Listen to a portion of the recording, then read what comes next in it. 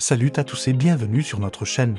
Aujourd'hui, on plonge au cœur d'un des récits les plus intenses de l'Ancien Testament, la confrontation entre Moïse et Pharaon, et la série d'événements extraordinaires qui ont secoué l'Égypte antique. Accrochez-vous, car c'est une histoire de puissance, de foi et de libération. Imaginez la scène. Moïse se présente devant le Pharaon avec un message simple mais radical: laisse partir mon peuple. Mais le souverain d'Égypte, le cœur endurci, refuse. C'est le début d'une escalade de catastrophes, connue sous le nom des 10 plaies d'Égypte. Ce n'est pas juste une série de malchance. C'est une démonstration de force divine, destinée à briser l'obstination de Pharaon et à prouver la supériorité du Dieu d'Israël sur les divinités égyptiennes. Tout commence par une transformation spectaculaire. Les eaux du Nil, source de vie pour toute l'Égypte, se changent en sang. Les poissons meurent. L'eau devient imbuvable. C'est un coup direct porté au Dieu du Nil. Mais Pharaon ne cède pas. Alors, une deuxième plaie s'abat, des milliers de grenouilles envahissent le pays, jusque dans les chambres et les cuisines des Égyptiens. C'est dégoûtant, c'est chaotique. Mais le cœur de Pharaon reste de pierre. La troisième et la quatrième plaie sont encore plus personnelles. D'abord, des nuées de moustiques ou de poux selon les traductions tourmentent les hommes et les bêtes. Puis, des essaims de mouches venimeuses envahissent les maisons égyptiennes, mais, fait notable, elles épargnent les terres de Goshen, là où vivent les Israélites. C'est la première fois qu'une distinction claire est faite, montrant que ces fléaux ne sont pas le fruit du hasard. Le message est clair. Mais Pharaon s'entête. La cinquième plaie frappe alors le bétail égyptien. Les chevaux, les ânes, les chameaux, les bœufs et les brebis meurent en masse, touchant l'Égypte au cœur de son économie et de sa puissance militaire. Les troupeaux des Israélites, eux, restent indemnes. Ensuite vient la sixième plaie, des ulcères et des furoncles douloureux éclatent sur la peau des Égyptiens, des plus humbles serviteurs jusqu'aux magiciens de la cour, qui ne peuvent même plus se tenir devant Moïse. La colère divine monte encore d'un cran. La septième plaie est une tempête de grêle d'une violence inouïe, mêlée de feu.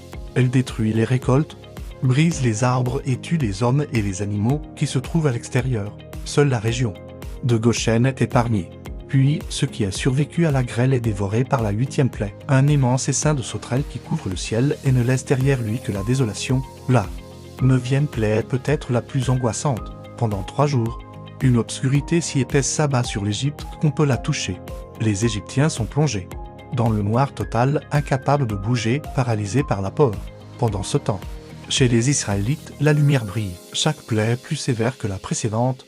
Chaque plaie est une nouvelle occasion pour Pharaon de se repentir. Mais il refuse.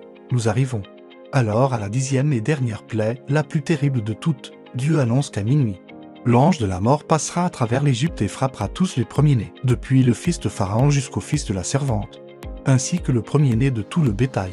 C'est une sentence finale, une tragédie nationale annoncée. Mais au milieu de cette annonce funeste, il y a une promesse de salut pour les Israélites. Dieu leur donne des instructions très précises. Chaque famille doit prendre un agneau d'un an, sans défaut. Ils doivent l'immoler au crépuscule et utiliser son sang pour marquer les montants et le linteau de leur porte. Ce sang sera un signe. Quand l'ange de la mort verra le sang, il passera par-dessus la maison et ses habitants seront épargnés. C'est l'origine de la Pâque, Pessa en hébreu, qui signifie passer outre. Cette nuit-là, alors que les Israélites mangent l'agneau rôti avec des pains sans levain et des herbes amères, prêts à partir, un grand cri retentit dans toute l'Égypte. Il n'y a pas une maison égyptienne où il n'y ait un mort. C'est l'événement qui brise enfin la volonté de Pharaon. Cette nuit-là, il convoque Moïse et Aaron et leur dit: partez, le long esclavage est terminé. Le peuple d'Israël, après des siècles de souffrance, entame son exode vers la liberté. Ce récit des 10 plaies n'est pas seulement une histoire de catastrophe, c'est le commencement de la délivrance. Un témoignage puissant de la promesse de Dieu et de sa fidélité envers son peuple. Voilà pour cet épisode intense. J'espère que cette exploration vous a plu et vous a donné matière à réflexion. Si c'est le cas, n'hésitez pas à laisser un pouce bleu, à partager la vidéo et à vous abonner pour ne rien manquer de nos prochaines histoires. Merci de nous avoir suivis et à très bientôt.